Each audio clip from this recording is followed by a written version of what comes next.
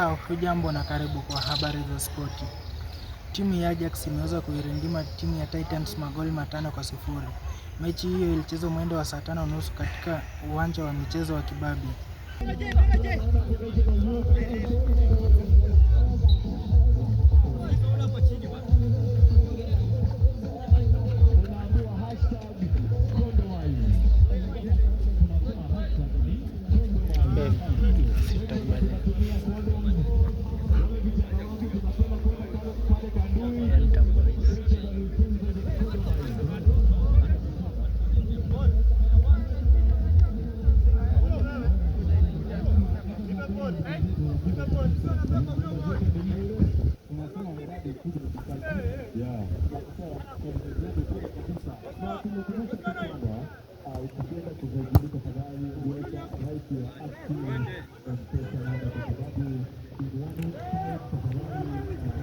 Na tukisonga mbele ni kuwa mshambuliaji wa Liverpool na msunguzia Mo Salah ameachwa nje ya kikosi kinachoenda kushiriki mashindano ya ubingwa